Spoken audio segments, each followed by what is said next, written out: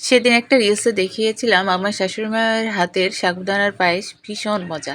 তো সেই পায়েসের রেসিপি অনেকে জানতে চেয়েছিলেন। তারপরে আমি শাশুড়ি মায়ের কাছ থেকে শিখে বা তাহারই মতো করে রান্না করে আমি দেখাচ্ছি।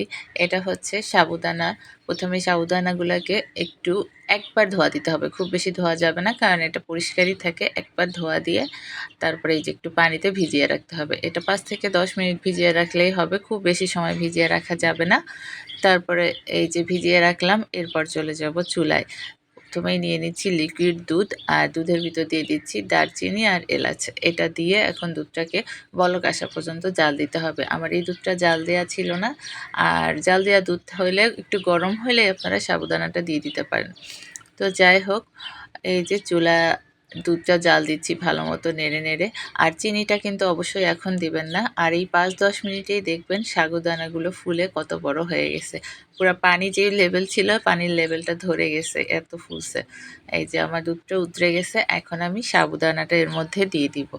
এই যে সাবুদানাটা দিয়ে এবার নাড়তে হবে। এটা ভিজিয়ে রাখার কারণে এটা রান্না করতে খুব বেশি সময় লাগবে না, আর সাবুদানাটা অলমোস্ট ফুলে অর্ধেক মতো সিদ্ধ আগেই হয়ে যাবে। সিদ্ধ বলতে কি, এটা খুব নরম জিনিস, খুব বেশি সময় লাগে না। ফুলে যাওয়াতে খুব দ্রুতই সিদ্ধ হয়ে যায়। আমার এটা রান্না করতে সর্বোচ্চ 15 থেকে 20 মিনিট লেগেছিল, এর বেশি না। নর্মাল পায়েস রান্না করতে কিন্তু অনেক সময় লাগে, কারণ চাল সিদ্ধ হয় তারপরে।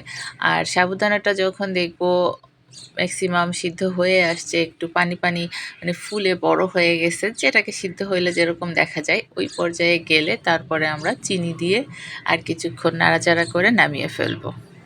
সাবুদানার পায়েস বানানোর রেসিপিটা কিন্তু খুবই সহজ, কিন্তু খেতে অনেক মজা। আমার কাছে তো নর্মাল পায়েসের থেকে এটাই এখন বেশি ভালো লাগে। জানি না কেন, ও নর্মাল পায়েসের একটা অন্যরকম স্বাদ আছে, আর হচ্ছে পোলাও চালে দিয়ে যেহেতু রান্না করা হয়, ওটা একটা অন্যরকম ফ্লেভার আছে। তবে এটার ফ্লেভার অত হয় না, কারণ এটা তো চাল না, কিন্তু এটা খেতে আমার কাছে খুবই ভালো লাগে। এত সফট আর সুন্দর হয়। এই দেখেন অনেকটাই সিদ্ধ হয়ে এসেছে। এখন আমি এর মধ্যে চিনি দিয়ে দিব। আর এই যে লাল লাল দেখে ভয় পাওয়ার কিছু নেই, এটা লাল চিনি। সাদা চিনি আমরা কম খাই, লাল চিনিটাই খাওয়ার চেষ্টা করি বেশি। এই যে লাল চিনিটা দিয়ে এখন নাড়াচাড়া করতেছি। আপনারা যে পরিমাণ মিষ্টি খেতে চান সেই অনুপাতে চিনি দিবেন। আমরা খুব বেশি মিষ্টি খাই না, মিষ্টি কি হবে, হালকা মিষ্টি হবে সেরকম। তো দিয়ে দিলাম। আর চাইলে একটু পাউডার দুধ দিতে পারেন। আমি পাউডার দুধ দেইনি, কিন্তু লিকুইড দুধটা হচ্ছে একটু ঘন করে করলে আরও ভালো হয়, না হলে একটু পাউডার দুধ দিলে আরও ঘন হয়। তো অন্য সময় দিই, তো সেদিন দিইনি, কারণ আমার মনে হচ্ছিল দুধটা জাল দিয়ে বেশ ঘন ঘন হয়ে আসছে। এই তো দেখেন, আমার এটা দিয়ে নাড়ার পরে কিন্তু প্রায় হয়ে গেছে। এই পায়েসটা গেস্ট আসলেও ঝটফট করে দেয়া যায়, তারপরে ফ্রিজে রেখে খেতে তো আরও মজা লাগে। আমার খুবই পছন্দের একটা খাবার, আশা করি আপনাদেরও ভালো লাগবে। এই রেসিপিটা আপনারা চাইছিলেন, তাই আবার দিলাম। আর খুব ইজিলি পায়েস খাইতে চাইলে এটা করে খাবেন। সাবুদানা তো জ্বর টর হলে খেতে বলেই সবাই, তো আপনারা চাইলে এটাকে সিক হলে তাকে বানিয়ে দিতে পারেন। যাই হোক, এই আমার শাশুড়ি মায়ের হাতের এই সাগুদানার রেসিপিটা কিন্তু খুবই মজার। আপনারা এভাবে বানিয়ে খাবেন, আপনাদেরও ভালো লাগবে। এই যে উতরানোর সাথে সাথে আমি নামিয়ে নিলাম। এই যে নামানোর পরে একটা বাটিতে রেখেছি।